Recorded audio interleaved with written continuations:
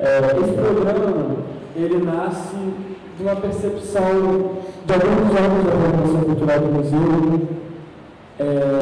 A gente teve programas voltados para culturas urbanas, principalmente para as expressões de música e dança, e eram programas separados, que foram acontecendo no museu por processos que eles não dialogavam tanto, eram programas que aconteciam aqui em paralelo. Então a gente teve a Batalha do Conhecimento aqui durante um tempo, a gente teve o Funk no Mar durante um tempo, a gente teve um processo de funk com frevo, e sempre debates voltados para essa área e manifestações voltadas para essa área. E aí, esse ano a gente decidiu juntar tudo isso e fazer um programa só, onde essas pessoas conversassem. E aí, por isso, essa questão de maratona. Maratona é uma provocação, um pouco essa coisa da cidade, do movimento da cidade, do movimento corrido, da correria, e de trazer essas vozes e narrativas da cidade à tona ao museu. Essa é um pouco a ideia desse projeto. Já tiveram 2 edições esse ano, foram 2 edições que, na verdade, a gente abraçou projetos que já existiam, mas eles aconteceram aqui no museu, que uma foi com o Grafite em Debate, do Casé, e outra foi com a Conferência Funk, que acontece antes do Rio Parada Funk, que está sendo esse final de semana, inclusive, né? É no próximo? Mudou para 1º de outubro. É isso, né? Mudou para 1º de outubro. Deve ser nesse por causa do Rock in Rio. Tá. E aí eles fizeram a conferência antes aqui, debatendo alguns temas importantes, assim, para o cenário do funk. E aí hoje a gente vai fazer essa conversa que se chama Rua e os possíveis usos da cidade. Quando a gente propôs essa conversa, 2 imagens vieram à minha cabeça, assim, para pensar o porquê disso, assim, e por que a gente chamou essa galera que está aqui hoje compondo a mesa que eu já vou apresentar para vocês. A primeira imagem foi em 2015, quando eu entrevistei esse cara que está aqui, se chama Dom Negroni, para um filme chamado O Som do Tempo. E aí, era no dia seguinte que tinha ocorrido um problema, assim, dentro de um evento que ele era mais cerimônia, que era o Campeonato Carioca de MCs. O campeonato, mesmo tendo tudo correto, tendo protocolado os nadopores transitórios nas instâncias que o governo pede, mesmo isso tendo acontecido foi quanto tempo? 1 mês depois que o prefeito assinou o decreto que isentava as rodas de rima da necessidade de nadopor transitório, mesmo com tudo isso, mesmo com toda a documentação, os caras não precisavam ter feito isso, mas fizeram, e tinha a documentação em mãos, e mesmo assim chegou o cara da CEOP e falou que o evento não ia acontecer, e o evento foi acontecer quase 6 horas depois do que estava marcado. E aí, o Dom Negroni me falou uma coisa que fica martelando na minha cabeça todos os dias até hoje, que se eu estiver errado, você me corrige, mas era uma coisa mais ou menos assim. Você falava que a rua, que era o lugar onde você era reconhecido, você ganhava o prêmio da prefeitura por fazer movimentação na rua, você era pesquisado pela universidade por fazer movimentação na rua, nesse mesmo lugar, era o lugar onde você era reprimido pelas mesmas coisas que você era reconhecido. Então, isso era quase uma loucura, né? E aí isso ficou me martelando muito, porque isso tem muito a ver com a minha pesquisa, sobre essa posição ambivalente do espaço público, e principalmente a posição ambivalente da governamentabilidade, esse nome difícil pra caramba que o Foucault jogou pra gente. E pensar esses espaços como ambivalentes de fato, assim, não é um processo paradoxal. Por mais que automaticamente pareça muito estranho a pessoa ser reprimida e afirmada pela mesma coisa, assim, né? O mesmo princípio faz ela ser reprimida e afirmada, isso faz sentido no governo dos espaços. E isso faz sentido para a administração urbana. E aí eu queria que jogar essa provocação para o Dom Negroni, da gente pensar um pouco como é que foi caminhando isso também, porque tudo mudou de lá para cá, de 2015, né? Entrou um novo decreto, a relação com o poder público para a realização dos eventos na rua mudou, a repressão talvez seja a única coisa que continua constante, infelizmente. Não, a repressão no Brasil, a única coisa é que continua constante. E aí, uma outra imagem que veio à cabeça na hora que a gente pensou isso, foi de uma fala que teve no seminário de 70 anos da Unesco, que aconteceu em 2015 também, que um cara chamado Edésio Fernandes, que é jurista e urbanista, falou, ele comparou o jurismo português e o jurismo brasileiro no sentido do termo terreno baldio. Ele falou que no jurismo português, baldio é uma palavra que equivale ao common do inglês, é um espaço comum, é um espaço que deve ser pensado de forma comunitária. Enquanto no jurismo brasileiro, baldio significa uma coisa que quase não é de ninguém, ela deixa de ter um próprio, e em vez de se tornar comum, ela se torna de ninguém, então ela pode ser apropriada. E aí, a gente convidou o Pedro para pensar justamente essa coisa do espaço público como produção do comum no Rio pós-olímpico, né? O Estúdio X fez várias intervenções muito interessantes nesse processo que a cidade teve vários processos de intervenções urbanas, que alguns foram muito positivos, alguns não acabaram, alguns não foram muito positivos, foram um gasto de dinheiro que não trouxe um retorno que as pessoas esperavam. E hoje em dia a gente vê a paira e a gente está num lugar que é muito marco assim desse processo de Copa, Olimpíada, dos mega eventos. Aqui o Boulevard Olímpico, durante as Olimpíadas, era onde aconteciam as culturais, era um lugar que ficava super cheio, era um lugar que foi extremamente vendido como um lugar do futuro. E a gente vem tentando ocupar a praça, vem tentando ocupar o Boulevard, mas as coisas não caminharam na direção dos melhores sonhos daquela época, né? Então, eu acho que é pensar hoje qual é a possibilidade de hoje, no Brasil de hoje, no Rio de hoje, produzir um espaço urbano para uso comum, para que o espaço seja de todos e não de ninguém. E aí, uma terceira imagem atravessou a gente, quando a gente estava conversando, que a gente faz a curadoria junto desse processo, eu, a Bruna e a Júlia, que não estão aqui hoje. Ah, você está aqui. Seja bem-vinda, Júlia. E aí a gente foi atravessado por uma terceira imagem que aconteceu tem mais ou menos um mês, um pouco mais de um mês, que foi do Muhammad Ali, um nome não poderia ser melhor para essa imagem, que foi do sírio que foi agredido de uma forma completamente sem explicação em Copacabana, e isso foi filmado, viralizou. E era uma galera que falava uns discursos tipo, sai do meu país, homem-bomba, terrorista, acusando o cara de uma forma completamente sem sentido, assim, sabe? Você vê que a pessoa, ela pegava vários imaginários populares e ela conduzia aquela pessoa como uma figura do mal, assim, o sírio que veio aqui destruir o meu país. E é muito engraçado você ver isso no Rio de Janeiro, em 2017, né? O Rio de Janeiro, que é uma cidade que foi construída a partir de intensas migrações, e em 2017, onde a questão das migrações de populações tem sido uma das grandes questões mundiais, né?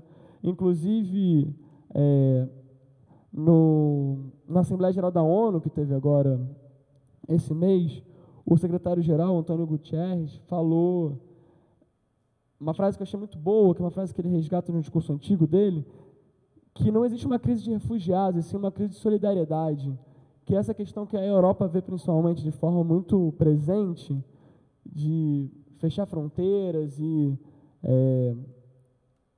ataques xenofóbicos, ataques fascistas, às populações refugiadas, é uma questão muito voltada a um conflito de identidade, muito mais presente do que a um conflito de possibilidade de migração. Assim. Se os países realmente se esforçassem, se a gente pensar uma política de migração mais solidária, a gente consegue vencer esses processos. Então, a gente convidou o Bob e o Yves, que representam a Mauon. Eles podem falar um pouco o que é a Mauon, de onde surge essa ideia da marronagem, do Haiti, e como é que vem sendo o trabalho que eles vêm realizando com os refugiados aqui no Rio de Janeiro, e contar as suas próprias experiências de ter vindo para cá. O Yves é um cara que batalha pra caramba, tá aí, tá dançando, tá cantando, tá o tempo todo na correria. E é isso, agora abro o debate para vocês, depois a gente abre para o público, mas o intuito é pensar um pouco essas narrativas da cidade de formas bem diferentes e que a gente consiga dialogar. Acho que a gente pode começar com o Dona Negroni e ir fazendo assim. Beleza? Som. Oi. Boa tarde a todos, boa tarde a todos. Boa tarde, pessoal. Eu sou Dona Negroni. Eu trabalho com cultura urbana no Rio de Janeiro. É uma arte não apenas voltada para a arte urbana que já existe dentro do hip hop, que é a cultura do MC, DJs, b-boys, grafiteiros, mas também toda aquela cultura que é urbana já no nome da própria sentido da palavra, toda aquela cultura que a gente meio que transgressora que existe dentro da nossa sociedade urbana em geral. E o que acontece? Isso a gente pode colocar o skate, a gente pode colocar toda aquela cultura jovem. Menos agressivo aos ouvidos. Está todo mundo ouvindo bem? Está todo mundo ouvindo bem? Tá bom, desculpa. Então o que acontece? Toda aquela cultura transgressora, né, toda aquela cultura subversiva, é aquela cultura e também ou naturalmente chamada de cultura marginalizada, né? É a cultura com a qual a gente trabalha. No caso aqui, como nós estamos falando de rua e de ocupação de espaços públicos, então vamos falar dentro de um trabalho que eu vi desde antes dele se iniciar, que são um trabalho de rodas de rima. Alguém aqui, só para a gente pelo menos tentar nortear o assunto, alguém aqui conhece uma roda de rima ou já ouviram falar nas rodas de rima? Quem já ouviu falar da roda de rima, levanta a mão, por favor. Então, para as pessoas que não conhecem, o que são as rodas de rima? As rodas de rima são espaços públicos que são adotados por vários coletivos no Rio de Janeiro.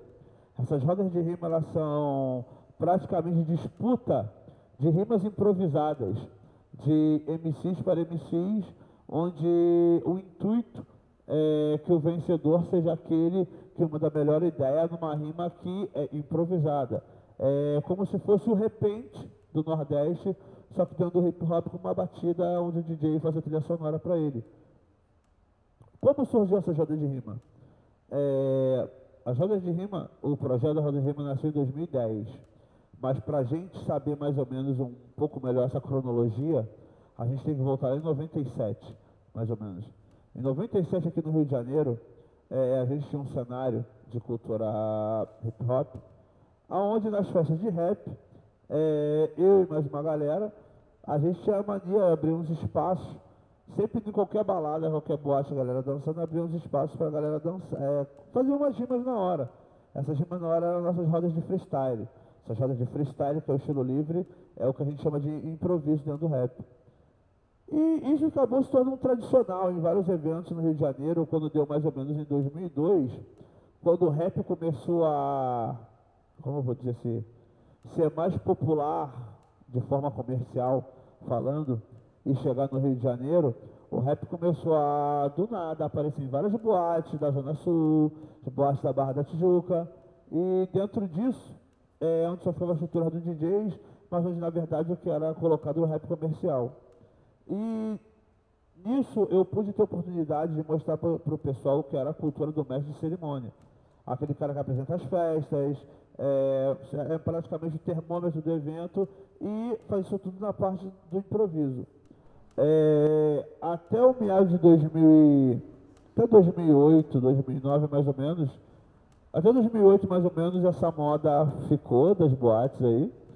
E quando a moda passou, né, porque tudo aquilo que a Babilônia capitalista pega de criação da sociedade, tudo tem um prazo de validade. Ela suga o quanto ela pode e depois, quando entra a próxima tendência, ela já descarta e vamos para lá. Não é à toa que o sertanejo universitário está aí bombando. E tipo, o que acontece dentro disso? Ficou um hiato, quando acabou essa moda, essa divulgação, ficou meio que um hiato. Ficou um espaço vazio dentro do Rio de Janeiro.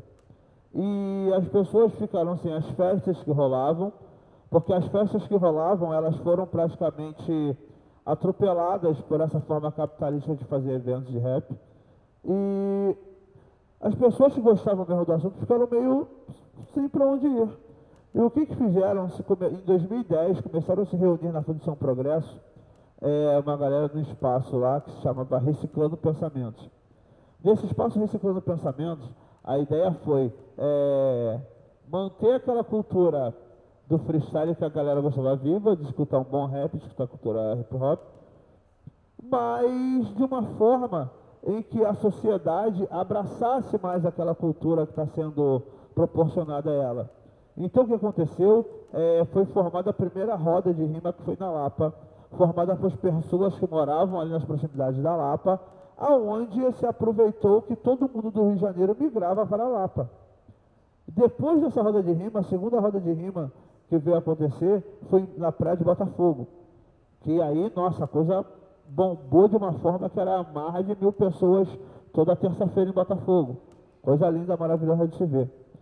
De Botafogo para lá, a coisa se multiplicou de uma forma esplendorosa, que hoje em dia eu posso falar para vocês que eu pesquiso, eu estou sempre olhando e coordenando, ajudando a coordenar também. Rodas de rima, vou botar aqui por baixo, vão de Volta Redonda a Nova Friburgo. Então, só dentro desse espaço, eu estou falando para vocês, no mínimo 100 rodas semanais. Colocando em números, eu estou falando para vocês de, no mínimo, 70 a 80 mil jovens no estado do Rio de Janeiro que acompanham as rodas de rima semanalmente no estado. E o que acontece? Essa fórmula de você abraçar a cultura e multiplicá-la, porque eu acho que a melhor forma para explicar o processo da roda de rima foi a multiplicação. A partir desse momento, a partir dessa fórmula, dos coletivos locais que saíam de vários lugares do Rio de Janeiro, eu coloco eu como exemplo, que eu sou nascido e criado em São Gonçalo, eu tinha que vir para Lapa, para curtir roqueria. As pessoas saíram de Bangu, de Realengo, de Queimados, para ir para Lapa. E as pessoas começaram a multiplicar o que elas curtiam na Lapa em seus próprios locais, que vocês residiam. E isso foi dando territorialidade, isso foi dando um processo das pessoas amarem, abraçarem mais a cultura que é feita dentro do seu próprio município, do seu próprio bairro.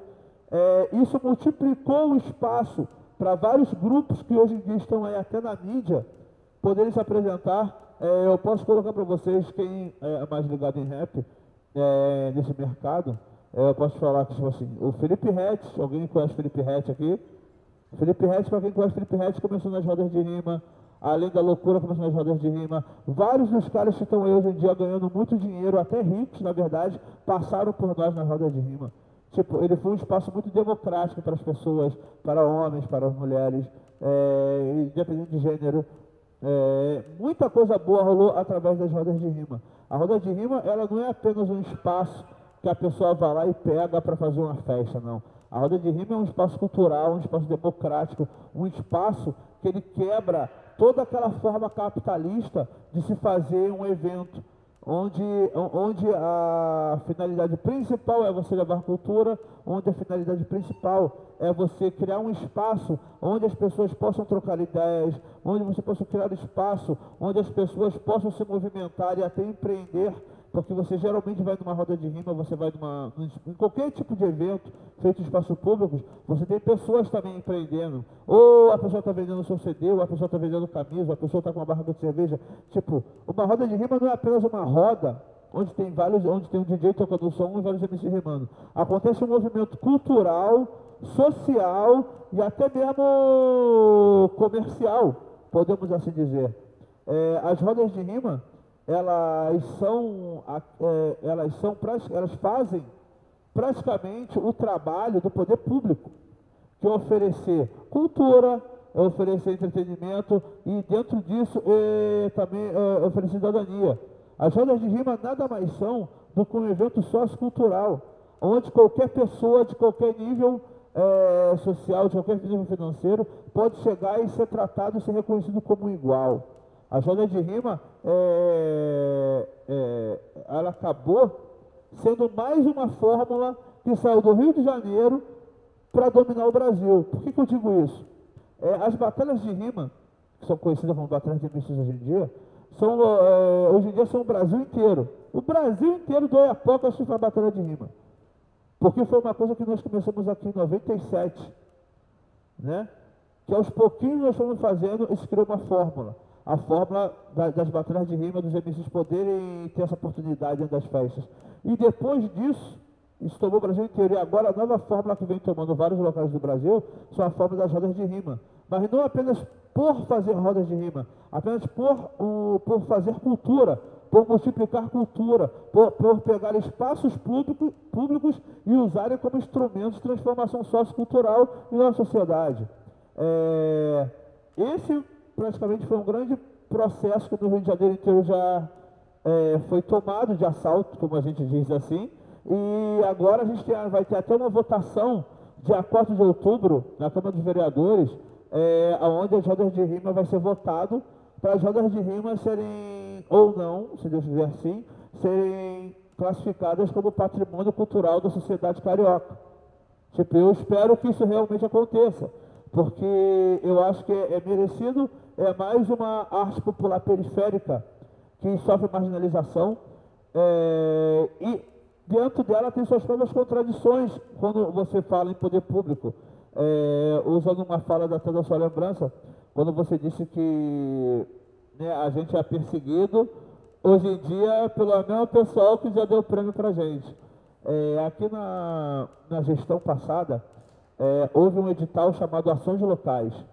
Esse edital chamado Ações Locais, ele premiava coletivos que faziam atividades, produções, que iam em prol da sociedade de alguma forma. E as rodas de rima, várias rodas de rima foram premiadas por realizar esse trabalho nas ruas democráticas, onde dava espaço a todo mundo. Legal, fomos premiados excepcionalmente por trabalhar nas ruas. A prefeitura deu um prêmio para a gente, deu um prêmio para várias outras rodas. Eu hoje em dia faço só a roda do Meia. Legal. Mas a mesma prefeitura que deu espaço para a gente, é a mesma prefeitura que comandava uma guarda municipal que impedia a gente. Impedia a gente de usar a rua que nos deu a premiação. A gente ganha prêmio por utilizar a rua e somos interpelados pela própria PM falando que vai nos prender e até quebrar os equipamentos. Nós ganhamos uma premiação por utilizar a rua e somos arriscados a ter todos os nossos bens confiscados pela Secretaria de Ordem Urbana da Prefeitura. Então, tipo assim, são várias contradições, onde muitas vezes a gente tem um decreto de 2012, que é a lei da artista de rua, e a gente tem um decreto da lei do decreto 44617, que é um decreto que foi feito basicamente para as rodas de rima. Onde se você está fazendo uma roda de rima em qualquer lugar, aí chega um carro da PM, chega um carro da Guarda Municipal, chega um carro da CEOP, você vai mostrar aquilo para o cara. Eu já escutei um capitão falar, decreto, sei o que é isso não. Tipo, é um local onde você faz tudo certinho, mas as esferas, a Guarda Municipal não se comunica com a Secretaria de Ordem Pública, a Secretaria de Ordem Pública não se comunica com a PM, e cada um quer trabalhar e cada um quer achar que manda mais que o outro, mas ninguém quer trabalhar junto. Os poderes que são confiados para te regularizar para esse tipo de evento na sociedade, são os poderes que nem se comunicam entre si. Os poderes que não sabem nem o que existe, os poderes que não sabem nem o que é um decreto. Decreto é aquele que é o decreto de lei, a qual os poderes têm que cumprir, têm que manter. Então, a gente não trabalha apenas com a marginalização, a gente trabalha também com o descaso dos poderes públicos, a gente trabalha com o descaso dos poderes regulatórios, a gente trabalha com o descaso pelo simples fato de, na prática, a gente ver porque são produções periféricas, tá? Porque, por exemplo, quando a Ambev, quando a Antártica aluga, é o melhor para fazer, quando a Antártica e a Ambev alugam a Lapa, tá? Alugam o Rio de Janeiro no Carnaval, você tem todos os serviços prestados, tá? Eu te dou até mais um exemplo. Eu acho que todo mundo aqui soube dos problemas que tiveram no baile do Ademar na Praça 15. Né? Foi bem falado, a imprensa fez questão de cair de pau. Né? A imprensa só não falou que, tipo assim, que aquele baile do Ademar foi um projeto de iniciativa civil que seguiu todos os critérios da prefeitura, que mandou todos os ofícios para os órgãos reguladores, mas a imprensa não falou que a Guarda Municipal não estava lá, o ofício estava lá. A imprensa não falou que a Polícia Militar não estava lá, não falou. Sabe por que a imprensa não falou? Porque ela não pegou nenhum guarda municipal que estava na frente da gente, que falou que não ia ficar ali a noite toda, que não ia fazer trabalho por ali, porque não está recebendo do governo do Estado. E não vai ficar a noite toda vigiando o evento. Então nós não tínhamos guarda municipal, nós não tínhamos polícia militar, nós não tínhamos nada. Então, tipo assim, além de eu promover cultura e entretenimento, que é direito do cidadão e deveria ser colocado pelo governo, eu ainda tenho que fazer segurança pública. Então, tipo assim, são coisas que a gente tem que ficar muito ligado quando as pessoas falam por aí, mas a gente tem que saber realmente o que está atrás dos bastidores. Existe muita coisa tendenciosa que é passada para o público. Tipo assim, sinceramente, 70% do que vocês recebem é passado de forma tendenciosa. Uma palavra que as pessoas mudam numa manchete faz toda a diferença para levar vocês a pensarem no que não é verdade. E nisso a gente está aí até hoje. Então, dia 4 de outubro, a gente está aí para mais uma votação para as joias de imã serem consideradas patrimônio carioca. A gente está aí para mais uma votação para a gente também tentar ter a Semana da Cultura Urbana no Rio de Janeiro. Tipo, a gente está participando de plenários com deputados, capitães de polícia, várias coisas. E estamos na luta até agora, mesmo dessa maneira marginalizada, mas na luta, resistindo. E, graças a Deus, a gente está indo pelo poder, está indo seguindo o que a população, o povo que vai atrás das rodas de rima pede. Enquanto a gente vê que tiver demanda, a nossa luta não para. Tá? Enquanto a gente vê que tiver demanda, enquanto tiver uma pessoa querendo acesso à cultura que a gente oferece, a gente vai ter nessa missão em pé, sem cair, deitado, sem dormir. Obrigado. Boa tarde. Agora funciona. Meu nome é Robert Montinato, mas aqui todo mundo chama Roberto, não sei porquê, mas é Robert. Mas como em português, tem a impressão que bater um pouco no terra, Roberto, mas aceita, mas é Robert. Mas todo mundo me chama Bob, eu sou Bob, é mais fácil Bob. Eu sou do Haiti, não sei se algumas pessoas aqui já ouviram falar do Haiti. Alguém aqui ouviu falar do Haiti? Então eu sou do Haiti, estou aqui no Rio de Janeiro desde 2010. Venho aqui logo depois do terremoto no Haiti. E a gente tinha muitos problemas que tem a ver com terremoto mesmo. Eu venho aqui no Brasil com minha família, com todo mundo, no Rio de Janeiro, sem conhecer nada de português, nada da cultura, nada de... Na cultura sim, a gente já conhece futebol e carnaval, desde no Haiti. Mas, como você sabe, Haiti é na Caribe, é caribeana, é perto da Jamaica, é perto da Cuba, República Dominicana. Então, a gente já está bem ligado nas coisas de carnaval aqui, futebol, festa, a cultura brasileira, mas falar carioca mesmo. Então, a questão de urbano, esse para mim pessoalmente é uma coisa que eu passo muito até entender como que é a cultura urbana, porque eu nasci no interior do Haiti, onde que eu cresci com essa cultura também, tipo, tem que falar bom dia para todo mundo, não pode receber presente de alguém que você não conhece, não pode falar com pessoa que você não conhece na rua. É a cultura ulterior, quem que nasceu no campo. Então, quando eu cheguei na capital do Haiti, que é Porto Príncipe, para estudar, porque tudo aconteceu na capital, para estudar, para comprar um tênis, tem que ir na capital. Então, chegar lá, eu fiquei meio perdido na minha cidade. Eu já cheguei lá com dread, um cara dread, nasceu nessa cultura de Rastafaria no campo, é uma cultura de pessoa do campo mesmo, tentar viver na natureza. Então, cheguei lá na cidade, eu vi esse negócio de dread é uma coisa de bandido na cidade, no meio urbano.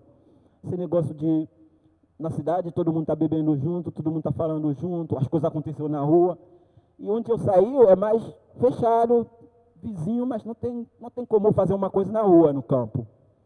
Então, no Haiti, eu passou um bom tempo para virar um cara dessa cultura mesmo. Mas virou, no Haiti, eles chamam esse aí, aqui não tem essa palavra no Haiti, morador da rua, não tem morador da rua no Haiti. Pode ser uma pessoa que está doente ou que está com problema, mas não tem essa ideia de morador da rua em todos os lugares. Então, essa identidade de morador da rua é a identidade que passa para a pessoa que tem essa cultura que você está fazendo, tipo, promover evento na rua, fazer hip-hop, pode comer na rua, tipo, a gente usa algumas roupas, dá para limpar meio-dia e usa da noite. Então, a gente se reclama, eu sou da rua. Então, quando a gente no Haiti fala, quando eu falo eu sou da rua, não é eu sou morador da rua, não. Eu sou um cara que conseguiu fazer tudo na rua, fazer festa, resolver problemas, amigo, tudo na rua. Então, virou uma personagem assim, e esse ficou até se você está comigo e a gente decide de comer uma coisa, você vai entender só onde eu vou escolher com dinheiro ou sem dinheiro.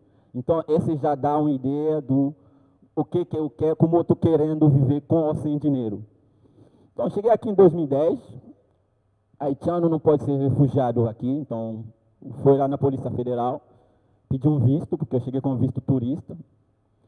E ali, ninguém não sabe como respondeu. Em 2010, não tinha lei sobre imigração, não tinha nada, velho que tratar imigrante como crime, como ameaça.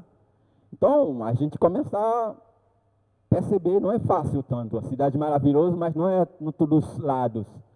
Então, a gente fica de 2010 até 2016 sem carteira de trabalho, sem nenhum documento, então sem direito de nada, só gastar. Se tem dinheiro para gastar, a gente tinha nossa conta no Haiti, saquear, gastou, tudo bem. Mas se precisar comprar um celular, problema. Receber um dinheirinho, prestar conta. Então, a gente viver todo esse tempo com minha família, 2 filhos, esposa, e a gente aprender também da sociedade brasileira, da cultura, essa cultura que você está falando lá, eu moro perto da Lapa, então não tem jeito, quero ou não, eu estou no negócio.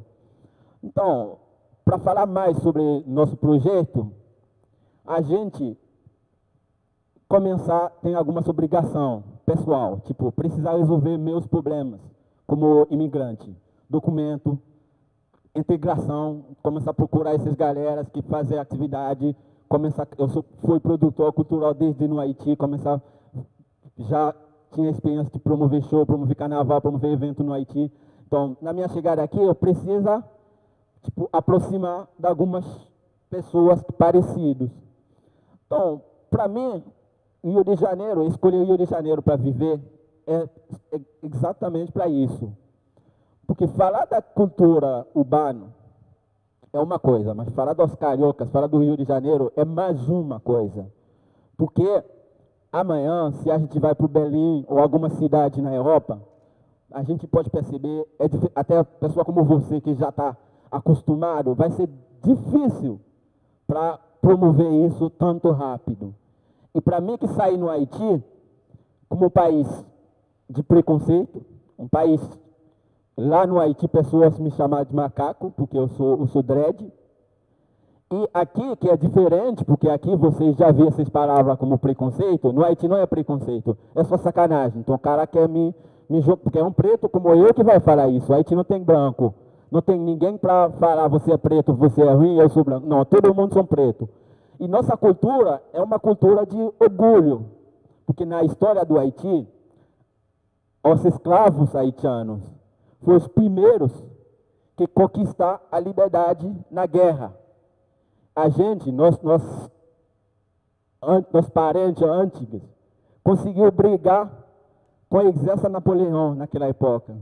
1804, 1800, fazer essa guerra não sei como, e Haiti saiu vencedor, e Haiti saiu a primeira país negro a conquistar a liberdade.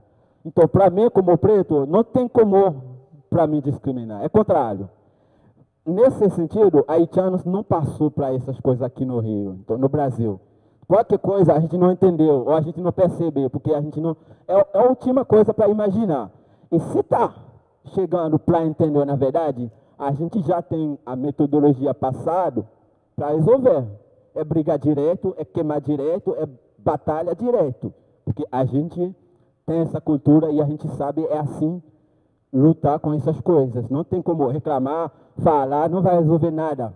Entendeu? É no momento que você sentir, responder como você tem que responder, do jeito que você pode. É assim a gente educar no Haiti com essas coisas. Mas aqui no Rio, a gente criou um canal. Esse canal que se chama Marrom. Marrom é uma associação, mas a gente fala mais de um movimento, tipo, que reúne muitas ideias, muitas pessoas, muitos amigos, e para a gente tratar as coisas de migração. Mas migração, a gente não vê migração como, refugiado do Congo, refugiado do Haiti. Não, a gente vê as coisas no lado de mobilidade. A gente vê hoje, a regra é todo mundo já tinha uma experiência de ir no outro país, viver fora. Hoje, o que é mais que virou como piada é essa velhinha nunca sair do bairro. Ela mora aqui desde 30 anos, no mesmo bairro, na mesma casa, nunca mudou, nunca viajou. Esse parece engraçado, porque todo mundo tem experiência de estudar na França, já foi na Colômbia, já foi em alguns países, só para passear, para fazer uma coisa. Então, as questões de mobilidade, a questão de viajar, a gente tem que entender. Dinheiro, dólares, cambiar em todos os países. Reais, sair aqui, vai para a Colômbia, virou dinheiro da Colômbia. Dinheiro sai em todos os países, circular em todos os países. Não tem fronteira, não tem passaporte, não tem identidade, não tem nada.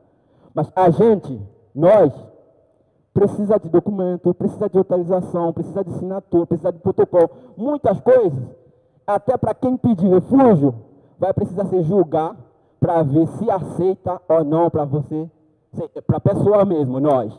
Mas para dinheiro, para mercadoria, carro, as coisas, viajando, circulando em todos os lugares. Então, para a gente já percebe a questão de mobilidade, é um direito que todo mundo tem de, você quer ficar no São Paulo, vai. Você quer ir para o Bahia, vai. Quer ir para o Haiti, vai. Então, a parte de mobilidade, a gente vender isso. A gente não somos refugiados, não somos imigrantes. A gente está na mobilidade, porque eu não vou ficar minha vida aqui. Amanhã, vou para um outro país. Amanhã, quem está estudando na França, brasileiro, vai voltar para o Brasil. Então, a parte da mobilidade, a gente puxar um pouco, para todo mundo entender, podemos falar mais legal se falar da mobilidade que falar de fugitivo, fuga. A gente fala também da diversidade, a gente promover a diversidade no Marrom. Gabriel pediu para falar o que é marrom. Marrom é uma palavra em crioulo, na língua do Haiti, que significa diversidade mesmo, mistura, porque é cor. Até na questão de preto, de branco, as coisas que eu não gosto de falar, esse para mim é preto, mas esse não é preto, esse não é preto, esse é marrom. Então a gente vendeu marrom como mistura de várias cores. Até para pintar, se começar a colocar cor, tem quase 7 cores para misturar, para fazer marrom. Então a gente vendeu marrom como diversidade, como mistura. E aí, a gente vê essa parte de diversidade, de mistura, é migração também. Porque hoje, lá na feira, vocês conseguiram comida de vários países. Vocês vai conseguir música, cultura diferente. Esse é só na questão de migração que poderia fazer isso. Porque se o museu querer convidar países diferentes, vem aqui para fazer uma coisa assim, poderia ser muito difícil para convidar todos esses países. Então, a migração, a mobilidade, oferecer essa parte de diversidade também. Mas a gente vê o outro lado também, não é só diversidade. A gente vê uma parte de conexão. Falar de conexão, aqui a gente já criou várias conexões, tipo com amigo, música, com banda. O Fleck está aqui com a banda dele, desde a minha chegada aqui, a gente sempre toca junto, fazer eventos junto, banda dele com banda haitiana, com o pessoal do Haiti. Então é conexão. No final, Marrom está promovendo a diversidade, a integração, e a gente vê a mobilidade, promover a mobilidade também, como uma coisa positiva para a cidade. Porque a gente vem com uma coisa, os imigrantes, os refugiados, Ele trouxe a coisa deles, cultura, tem muita história para contar. Então, não vou falar é muito bom, mas não é muito ruim também. Tem coisa legal que a gente traz aqui. E como o Yves vai falar daqui a pouco sobre ele, mas sobre o Marrom mesmo, para encerrar sobre o Marrom, nosso trabalho focado na atender, receber os migrantes, os refugiados, para ajudar eles na parte de documentação, que a gente chama de atendimento. É resolver coisa de passaporte, de se manter legal no Brasil, coisa de tradução. Todos os documentos vêm do Haiti em francês. Chegar aqui tem que traduzir e traduzir legalmente. Então, Marrom fez esse papel de vender, mostrar quem somos, através da cultura. Tá, aconteceu agora, a gente está vendendo nossa comida, está vendendo nossa cultura. Então, Marrom promover essa diversidade. E a gente tem sorte também, cair numa cidade como o Rio de Janeiro. Eu sei, é difícil, mas para a gente não tem como reclamar. Tipo, um caso, tipo, um siriano agredido em São Paulo. Mas quantos haitianos em Jacarepaguá tá andando, não sabe como mexer do BAT, não sabe como funciona banheiro moderno, sair no campo do Haiti, vem. Sempre tem um brasileiro para acompanhar, sempre tem alguém que quer ajuda. Até eu não sou na categoria mais vulnerável. Até se eu posso ajudar, porque eu estou numa situação mais ou menos. Mas já encontrou brasileiro na rua que me ofereceu comida, porque ele ouviu sou do Haiti. Porque Haiti, todo mundo está com fome, segundo ele, entendeu? Então, ele me ofereceu comida. Por quê? Porque ele não entendeu, ele não sabe, mas ele quer ajuda. Então, para mim, eu fiquei feliz, mas depois pensar, precisamos falar com a sociedade brasileira, para saber quem somos, para entender melhor, porque eles querem ajuda, vocês querem participar, qualquer coisa que a gente chama vocês, a galera, todo mundo vem, mas o pessoal vem e pergunta, olha esse Congo, olha você, angolano, e aí, jamaicano? Eu não sou jamaicano, eu sou dread, mas todos dread não é jamaicano. Então, a gente está fazendo esse trabalho, papel de conversar, participar na palestra, para chegar até pessoas já saber, Haiti, já aproveitar essa comida lá na feira. Congo, eu gosto desse estilo de sapé. Então, nosso objetivo no Marrom é divulgar, é promover, para todo mundo chegar num ponto, entendeu? Porque sempre vai ter uma, entendeu? Essa questão de, pode escolher, tipo, ladrão, sem vergonha, sempre tem um. Então é a mesma coisa, pessoa que gosta de prejudicar, que não gosta de preto, que não gosta de estrangeiro, sempre vai ter um. Mas a gente, como refugiado, a gente nunca usa essa palavra. Tipo, a gente passou do preconceito aqui. Até tem pesquisador que vem me perguntar, fala do preconceito que você fala no Brasil. Fala, não, aqui eu estou tranquilo. Já passou no Haiti. No Haiti é muito preconceito, porque se você não é rico, se você não tem um tênis desse estilo aí, as coisas muito caras, você já não está respeito, porque é perto dos Estados Unidos, então nossa referência é da Miami. Então qualquer pessoa que não está chique, que não está tudo caro, já está embaixo. Então, para encerrar minhas palavras, quero você entender que o Marrom está crescendo, e tem algumas pessoas aqui também, a Arissa, Fleck, pessoa que apoiar. Marrom, temos uma página no Facebook, onde a gente conversar, receber voluntários, onde a gente divulgar nosso trabalho. A gente sempre precisa seus apoios para ajudar a gente a fazer esse trabalho. Porque talvez o problema de preconceito é só um problema de amor. Talvez o problema de discriminação, o problema que a gente está tentando combater, para a gente é falta de informação, é falta de consciência também. Então, a luta é bater todo dia através das palavras das músicas, através do show. Tipo, a galera que promove show na cidade, eles não vai parar, com ameaça ou não, eles não vai parar, porque eu estou nesse negócio também, talvez a guarda parou aí, amanhã a gente vai no outro lugar, tá sempre, porque é luta. Então, para mim, como Bob, eu tenho muita gente, vou deixar a palavra para o Yves, mas só que você, se quiser visitar a página do Marrom, nossa página no Facebook, para acompanhar nosso trabalho. A gente está aqui no mar, uma vez por semana, talvez, marcado, para receber refugiados, atender imigrantes, atender refugiados, para ajuda.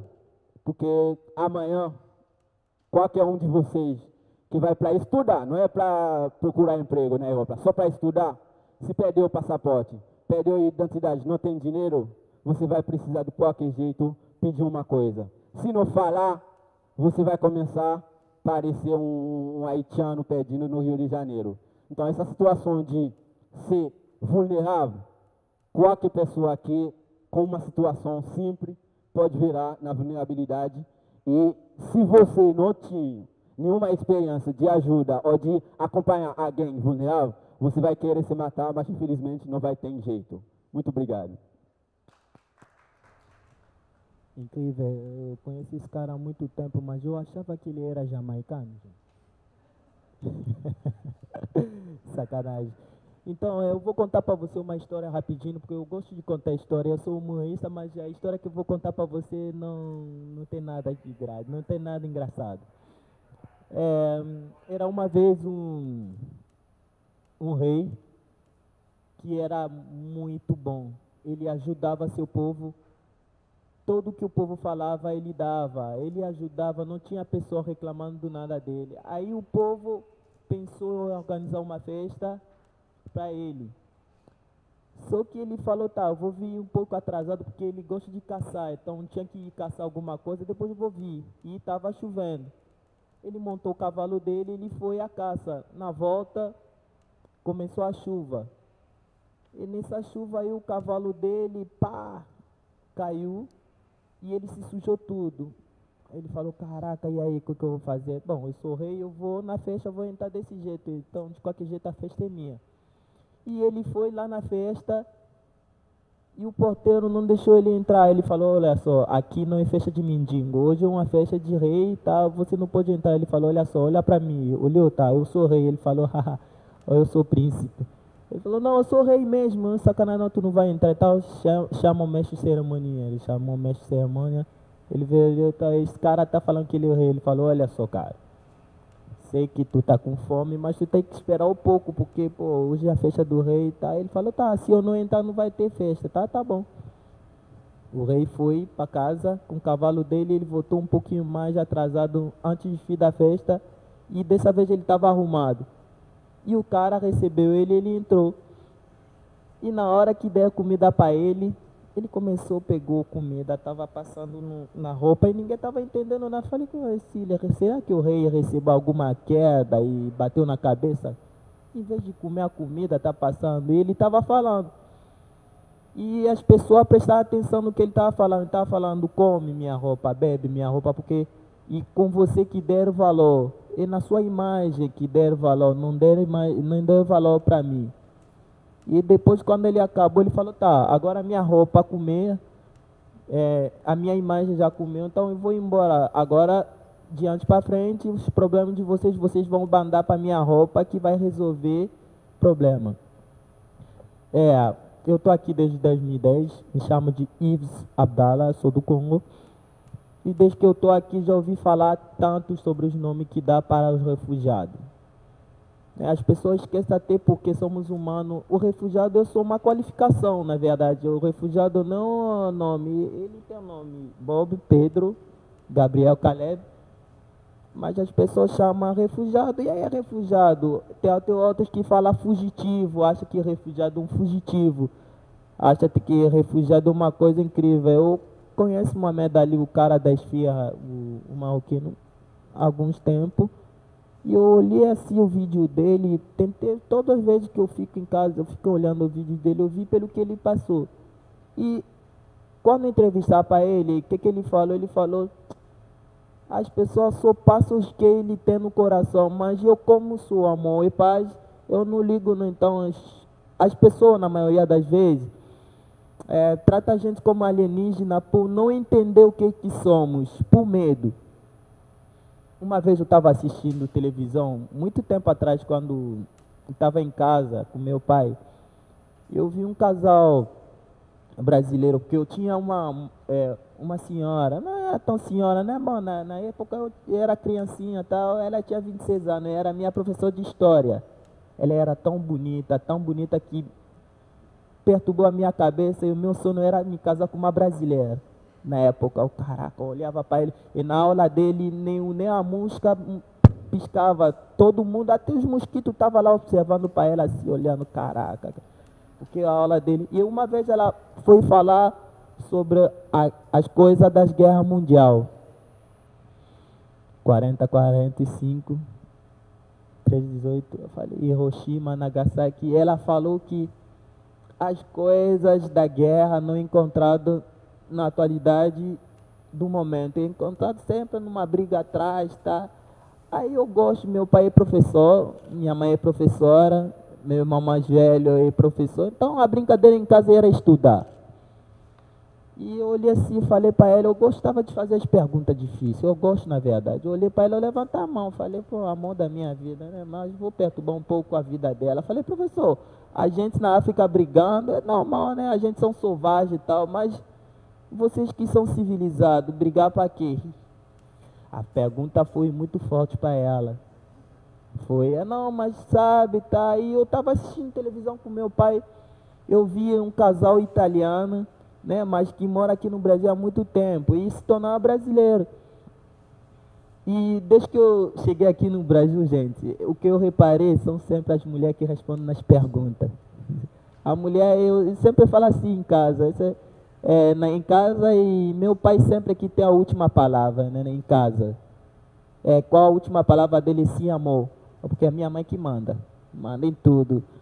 Sempre eu falo assim, mamãe, eu posso sair? Ela, não, papai, eu posso sair? Sim, mas pergunta para sua mãe. Aí meu pai, minha mãe, não tá, papai, vamos jogar videogame? Sim, vamos jogar, filho. Mas ele olhou para mim, sabe aquela coisa, tem que pedir primeiro. Caraca. Aí vamos, papai, hoje vamos bagunçar a casa, vamos. Mas sabe aquela coisa. Uma vez eu estava brigando até com uma menina que eu conheço, uma menina que a gente se conhece, a gente se envolve, mas não namora, nenhum assume o outro, sabe? Aí ela olhou para mim assim, ela falou, que tá fazendo? Eu olhei para ela assim, eu falei, sabe aquela coisa? Ela falou, que coisa? Eu falei, pergunta pro meu pai, ele sempre aqui fala isso aí. Aí a gente estava passando, vi um casal brasileiro assim na rua. O jornalista perguntou, vocês estão sabendo? Sim, vai entrar agora vai ter uma nova lei de imigração para você e tal, vocês concordam? Agora vocês vão ter que conviver normalmente com os imigrantes dentro dos países de vocês, vizinhos de vocês. O homem não respondeu muito, mas a mulher respondeu, que imigrante, cara? Se os franceses, os franceses, os italianos, tá? As pessoas são civilizadas, mas se fossem os outros, eu não concordo, nós somos muito bagunçados. Eu olhei para o meu pai e falei, pai, quem são os outros? E meu pai falou, os outros são nós. Eu falei, pai, por que somos os outros? Ele falou, tá, o dia que você for no Brasil, você faz essa pergunta, então vocês gravem essa pergunta, por que somos nós? Já aconteceu que eu ando nas ruas, porque hoje em dia estou mais, vou dizer que estou mais na moda, né? Aconteceu um dia que eu andava, eu gosto de andar com a minha roupa africana, com o meu cabelo solto, um omblecão assim, e a pessoa olhou assim, olha aí, Martins, ou é um angolano? Porque todos os negros que falam enrolado são angolanos. Alguém já me chamou até de coreano, foi semana retrasada, falei, bom, haitiano, porque Haiti fica na África. A pessoa falou assim, e aí, africano, tu é do Haiti? Eu falei, não, eu sou congolês. Então, fica perto do Haiti. Então eu pensei, caraca, o que eu vou responder para esse cara? Ele falou, como que você fez para vir para o Brasil? Tu deve ter ido no rodoviário pegar um ônibus, né? Me explica aí, qual ônibus que você pegou? Aí eu pensei, caraca, é muita história, eu estava com fome, cara, eu tinha que voltar para casa para comer. Eu falei, lembra do sistema do governo que tinha instalado o BRT? Ele lembra. Então eu peguei semi-direto, cheguei até aqui. Ele falou, mas demorou, né, da África até aqui semi-direto. Eu falei, leva mais ou menos 3 meses, mas é rápido mesmo, sabe? E uma vez eu estava andando na rua, o cara falou, ei, Martim, olha o angolano, o Martim. Cada vez tem mais, né? Ele falou, o que ele vem procurar aqui no Brasil? O Brasil não pode acolher todas as misérias do mundo. Eu me senti meio para baixo, eu falei, caraca, eu era playboy na África. Na África também tem playboy, então eu viajava nas férias, eu ia para Londres, eu ia para... Inclusive eu falo 5 idiomas. Quando as pessoas falam assim, olha para mim, como que você consegue falar? E eu falei, eu também não sei, cara. Tem dia que eu converso, porque na diversidade já começa dentro de casa.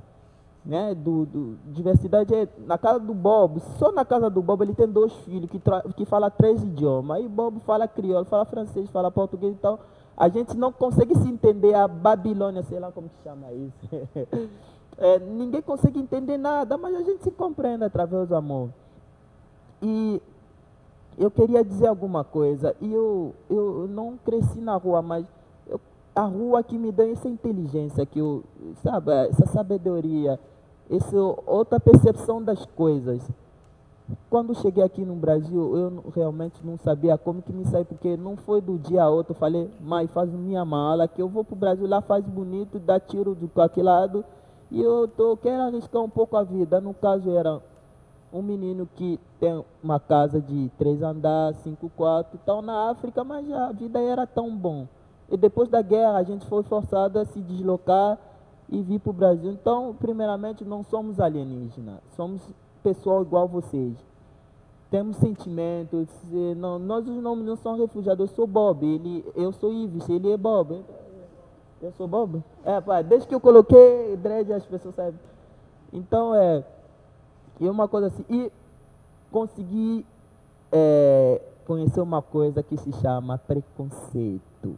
O preconceito, já ouvi falar assim, sabe, tem preconceito na África, tipo, homem não pode se casar com homem, mulher não pode se casar com mulher, mulher tem que usar toalha, sabe?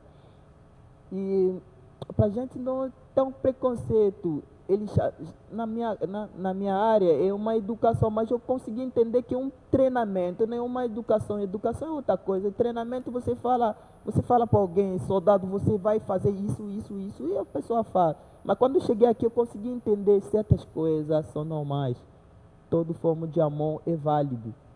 Então, eu consegui ganhar alguma coisa aqui chamado de respeito. Tá, beleza, não podemos ficar toda hora, sentar no chão se lamentando, tá? Eu sofri assim. Temos amigos brasileiros, por causa deles que hoje em dia a gente anda de cabeça erguida. Gabriel Moreno, por exemplo. Alguém que eu conheci do nada, assim, aqui, a gente vindo aqui tentar trabalhar sobre uma... Mas conseguimos passar um tipo de segurança, de amor, e hoje em dia... criamos um marrom nesse objetivo, um ajudando o outro, através da diversidade, a conexão, a mobilidade. E falando disso, a gente trabalha com a imigração interna também, não somente imigração, porque você já tentar perceber que não são somente, às vezes, na maioria das vezes, a gente estrangeiro, porque a gente já está acostumado nessa vida de fuga, de um lugar para outro, tá?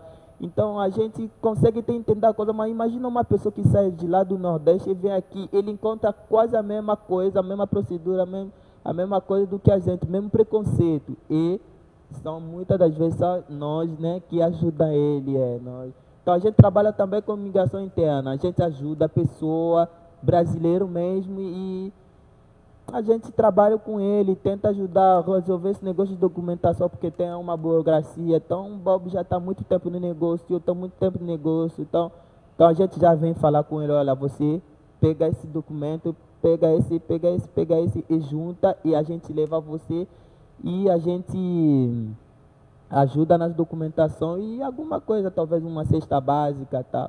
E já aproveito para falar para você, dá uma olhada, um like lá na página do Marrom para ver quais são nossos trabalhos. Talvez a gente não soube explicar por falar, né? Até que imagina uma pessoa que fala 3, 4 idiomas, é uma confusão total na cabeça. E daqui a pouco eu vou começar a falar inglês, português, eu começo a falar, sei lá, árabe. Isso é o mais pior ainda, que árabe, quando começo a falar, quando eu estou estressado. E eu faço stand-up comedy, eu sou barman formado, eu estudo engenharia química, eu faço um pouquinho de tudo, igual o Gabriel tinha falado aqui. Eu estou numa correria incrível, mas ainda não consegui vencer. E hoje a rua, através da música, que eu sou professor de dança afro, através da rua, aqui mesmo, porque eu não sou um cara que não é muito acostumado na rua. Aprendi, eu me tornei o cara da rua, não morador da rua, mas o cara da rua. Quando eu cheguei aqui, eu consegui entender o que... Sabe, as famílias, pessoas bem estruturadas, porque eu achava que chegando aqui, tudo seria maravilhoso para mim, sabe? Todo mundo ia gostar de mim por falar diversos idiomas, por ser engraçado desde criança. Eu sou muito engraçado, porque se eu contar uma história aqui para vocês caem aqui todo mundo. Então. Mas cheguei aqui, a realidade era outra. E não podemos ficar se lamentando, chorando, porque nem todo mundo pode gostar de você. Talvez a pessoa não consiga entender o que você é e está te tratando diferentemente. Imagina várias palestras, várias coisas na rua. Então, a rua nem é tão ruim, a rua é uma educação, porque muitas das vezes o treinamento que a gente recebe dentro de casa, e quando você sai para pôr isso no campo de batalha, mas o cara que é treinado na rua, que conhece a rua, quando se entrega na sociedade, você vê que ele está totalmente mudado, é uma pessoa que consegue se sair, né, de qualquer parada. Então, vou deixar o Pedro falar um pouco aí. Eu vou falar um pouco sobre a rua, mas, enfim, a partir do olhar da minha profissão, que é a profissão do arquiteto, né, assim, sobre a dimensão física da rua, que é o que da rua como lugar de suporte para as coisas acontecerem. Vou pegar aqui um extratozinho, se ele destravar, de um livro do João do Rio, que foi um cronista carioca do começo do século. E eu sempre me emociono um pouco com as palavras do João do Rio, né? Eu amo a rua.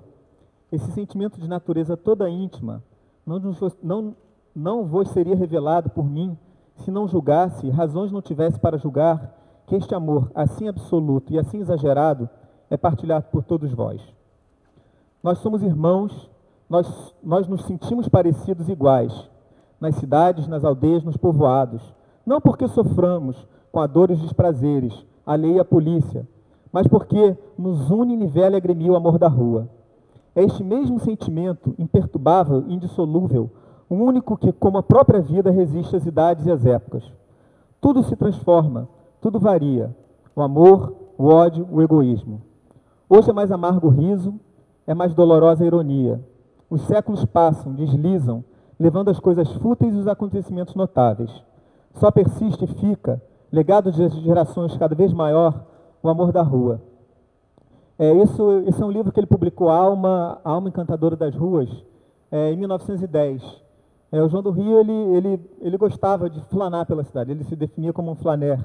Enfim, uma pessoa que gostava da experiência da rua, de sentir a rua, de conhecer a rua, de perceber essa vida, esse lugar que é a rua.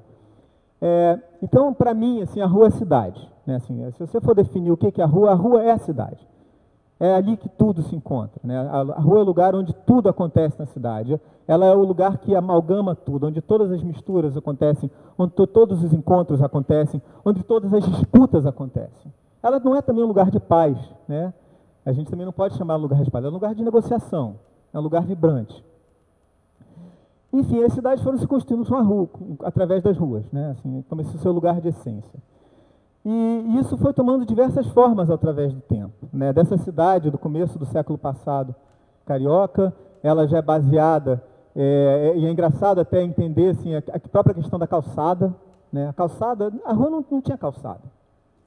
A rua teve calçada muito lá atrás, mas em um determinado momento, em Londres, com a Revolução Industrial, as ruas começaram a ficar cheias, né? As mercadorias, aquela cidade intensa, cavalos, carroças, pessoas, e se inventou a calçada. Então a calçada é uma invenção. Então, assim, a gente também, eu digo isso para a gente pensar um pouco nessa dimensão infraestrutural da rua. O que significa pensar esse espaço como o espaço que vai sorver a vida urbana, né? Como um espaço que seja adequado para que as coisas aconteçam, como um espaço que ele facilite os acontecimentos ao invés de dificultar os acontecimentos. Existem grandes marcos no desenho das cidades. Se a gente pegar o século XIX, a gente tem duas grandes reformas urbanas que acontecem na Europa. A primeira é Paris, né?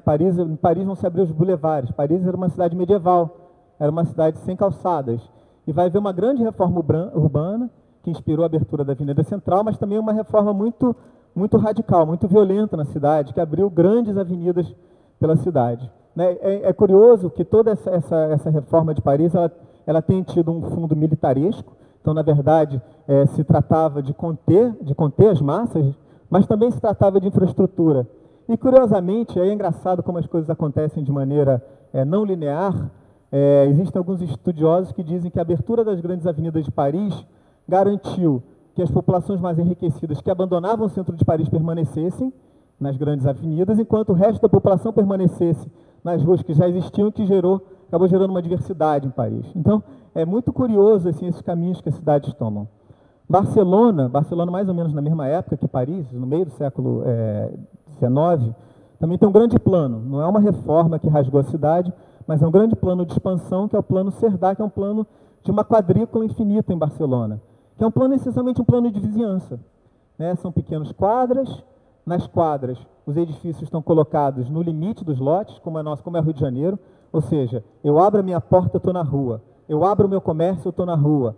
Eu estou olhando da minha janela, eu estou vendo a pessoa passar na rua. É um modelo que é um modelo de muita proximidade, que é um modelo de sucesso até hoje. Barcelona, até hoje, é um exemplo de urbanismo, né? Até hoje ela se presta assim, a uma vida urbana extremamente ativa, porque se produziu uma rua, que é uma rua que foi um modelo, é uma rua que se prestava ao encontro, uma rua que se prestava a colocar as pessoas juntas e a cumprir as funções de infraestrutura logo, como eu circulo na cidade, enfim, arborizo essa rua, eu crio esse espaço, etc. E tal. Nova York, por exemplo, né? Nova York é uma cidade, enfim, o plano de Nova York é um pouquinho anterior, na verdade, é um pouquinho anterior, e o plano de Nova York é um grande grid, né? Todo mundo sabe, Nova York é a rua 1, 2, 3, 4, 5, 6, avenida 1, 2, 3, 4. É o plano mais simples do mundo. É o plano que a gente pode chamar de quase um plano idiota, de tão simples. É um plano que não tem, como Paris, as avenidas que miram os movimentos, é um plano absolutamente abstrato. É um plano matemático, é um plano que não tem, ele não coloca valor nos espaços. Ele é abstrato e ele recebe, né? Então, não existe a priori um lugar mais importante que o outro, isso vai se constituindo com o tempo. Só o tempo vai constituir, ele não define. Nova York foi uma cidade de imigrações, né? Talvez assim, uma das cidades do mundo mais importantes no século XIX de imigrações. É uma cidade que sempre se valeu disso, uma cidade que até hoje fala sobre isso. É o lugar mais fácil do mundo para o imigrante.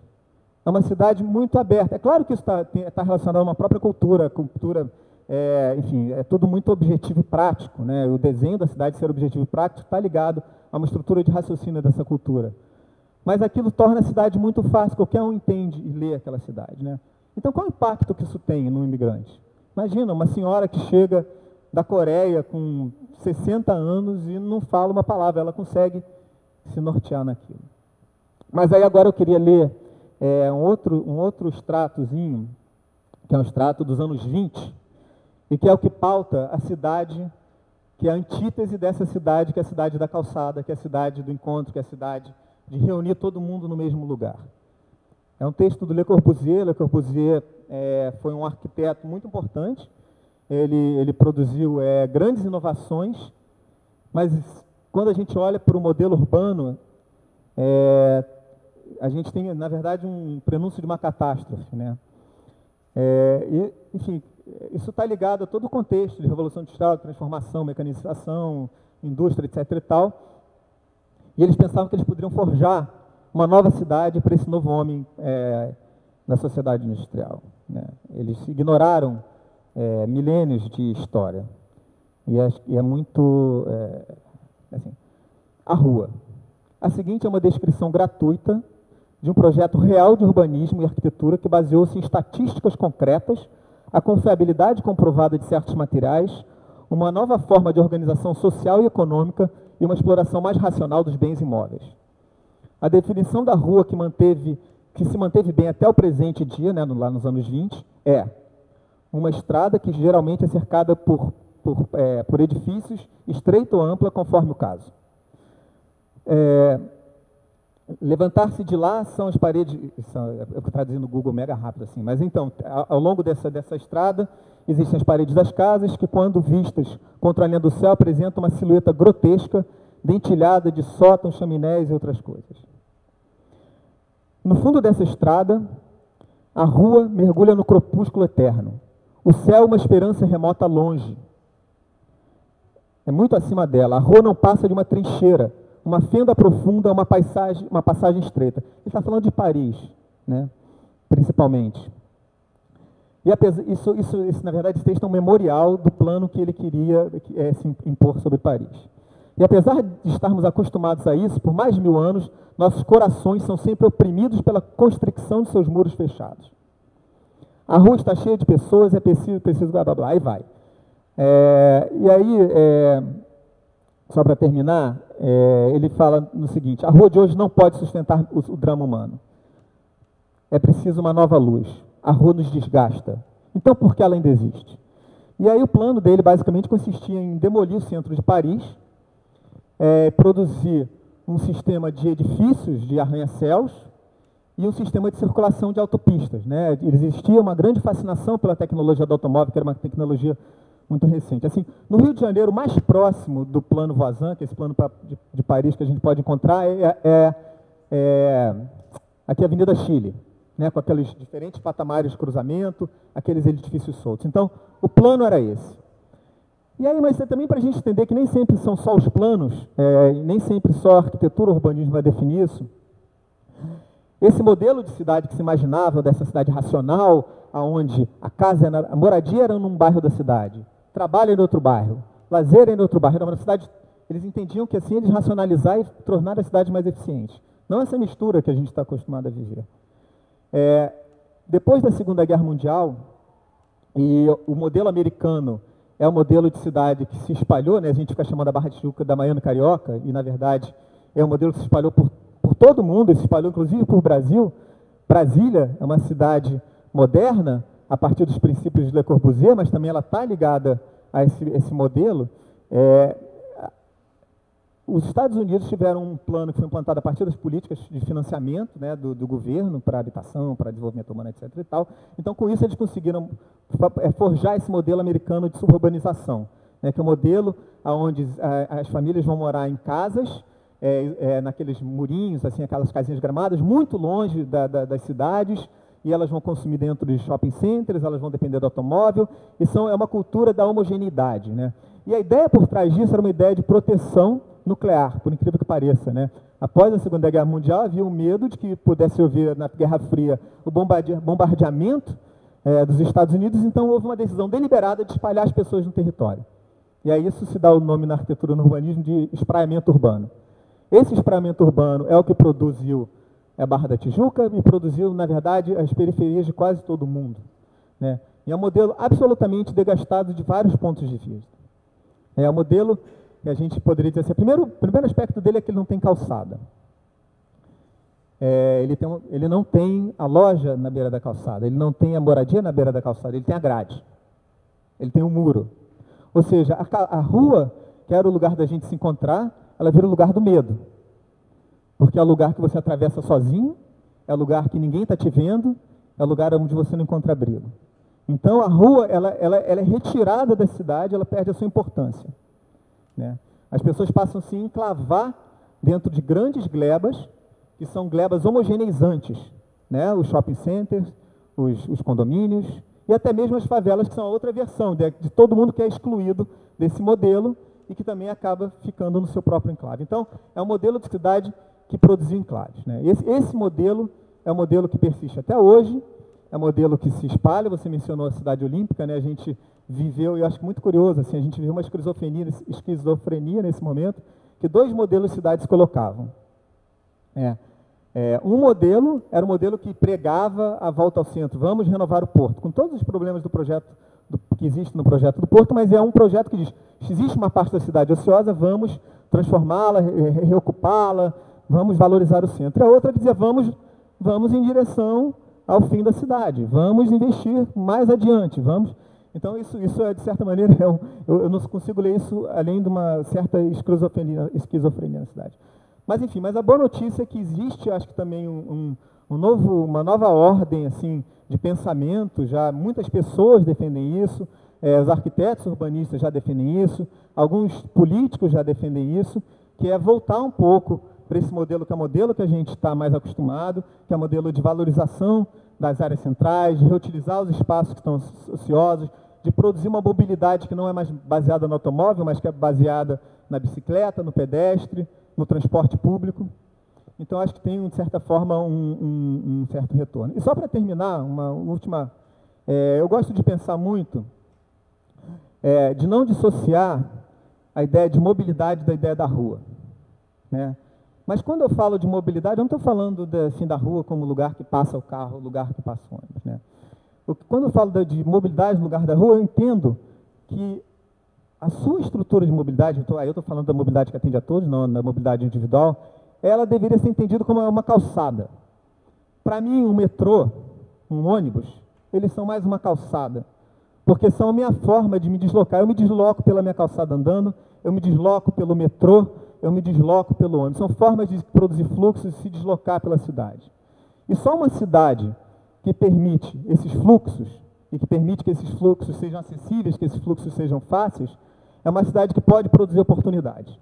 É uma cidade com serviços de transporte que são excludentes e que são caros, é uma cidade que nega às pessoas a possibilidade de encontro, que nega às pessoas a possibilidade de crescer, a possibilidade de se desenvolver. É isso. Obrigado. Bom, muito obrigado a todo mundo. Vou tentar ser bem breve, que a gente está avançado no horário, ainda vai ter show aí mais tarde. Eu acho que a ideia dessa mesa foi justamente de trazer várias narrativas sobre a rua e pensar como que é construída essa rua dos encontros, essa rua da multiplicidade, e que eu concordo com o Pedro que eu acho que isso é a cidade, assim, o Rio e qualquer cidade do mundo, ela tem que ser pensada na potência desses encontros. E aí eu abro para pergunta, intervenção, se alguém quiser falar, trocar ideia com alguém, uma pergunta mais direcionada para cada um. Essa hora é com vocês. Oi, meu nome é Mariana, eu sou de Salvador e eu estou no Rio pela mobilidade acadêmica da universidade. Então, eu sou da UFBA, mas eu estou fazendo um ano de produção cultural na UF. E me chamou a atenção essa mesa, justamente porque é um tema que me interessa muito, a rua. Eu estou no Rio de Janeiro, eu escolhi esse lugar justamente por ser um lugar que, antes de vir morar, eu já frequentava, já vinha a passeio. E foi onde eu vi que aconteciam as coisas na rua, que as pessoas são da rua, que as pessoas, elas não se encontram em casa, elas se encontram na rua. Esse foi o principal motivo de eu estar aqui, assim, e buscar isso. E achei, assim, as pessoas que estão aqui são um pouco das pessoas que fazem coisas acontecerem em todos os aspectos. Eu gostaria que tivessem mais encontros como esse. Como ele falou no final sobre a mobilidade. Tanta coisa está dentro desse tema da rua, né? A gentrificação, a mobilidade de transporte mesmo público como uma extensão e tantas outras pessoas que também estão ocupando e invadindo esses espaços. Porque o Rio de Janeiro acabou sendo essa potência. Eu sei que é uma coisa um pouco recente, mas em Salvador isso não acontece. Esses debates eles não acontecem. As ocupações das ruas, elas acontecem em números ínfimos, sabe? E como você também falou no final, é importante isso para o Rio de Janeiro, mas é importante isso em várias cidades do país. A gente precisa ocupar as ruas, porque a gente precisa ser ouvido. A gente está no momento em que a gente precisa fazer as coisas, as pessoas precisam notar que a gente está fazendo. E que a gente não está fazendo por nós, a gente está fazendo por nós, eu digo, eu não estou fazendo por mim. A gente está fazendo por todos nós, por cada um, sabe? Isso é importante. Então, eu queria muito que tivessem outras mesas dessa enquanto eu estou aqui. Será possível? Olha, não sei até quando você está aqui, mas esse projeto ele continua. No mês que vem a gente vai ter outro debate, que vai ser sobre feminismo e culturas urbanas. E em novembro a gente vai fazer uma ocupação do espaço aqui, que vai ser mais voltada para a ocupação do que para essa parte dos debates. A gente vai encerrar esse ciclo de debates desse ano e vai voltar com várias atividades que a gente já fez ao longo dos debates e que a gente já dialogou esse ano, outras que não, ocupando o prédio todo como uma ocupação do espaço do mar. Então, convido você e todo mundo a voltar aqui. E no ano que vem isso continua também, esse ciclo ele está aí. Então é isso. Novamente, esse projeto continua. Isso aqui é um estágio dele. A gente está fazendo esse debate aqui hoje e essa feira lá fora, esses shows, integrando o Maratona, que é essa programação sobre culturas urbanas aqui do museu. No mês que vem a gente tem esse debate sobre feminismo e culturas urbanas. A gente vai fazer A Batalha das Musas, que é um projeto da Aline Pereira, que era produtora da Batalha do Conhecimento. Ela passou a fazer agora uma batalha voltada para as mulheres e pensar o que é esse mundo da batalha de improviso a partir do campo feminino. E aí vai acontecer no mesmo dia. E em dezembro, na verdade, que ficou para o sábado, dia 2 de dezembro, a gente vai fazer essa grande ocupação aqui dos espaços do museu, com várias ações acontecendo ao mesmo tempo. Vai ter oficina, vai ter batalha, vai ter dança, vai ter música. Então voltem, esse espaço aqui é nosso, o museu é público. A ideia é justamente que a rua desague no museu e o museu desague na rua, então vamos ocupá-lo. Traga a sua galera, traga as suas ideias, traga o que você tem de melhor aqui para esse espaço, porque ele é nosso, vamos construir ele de uma forma que seja bom para todo mundo. Então, muito obrigado, galera. Vamos lá para fora, que agora vai rolar um show muito massa da galera do Congo. Depois, FNS e Chico Chico.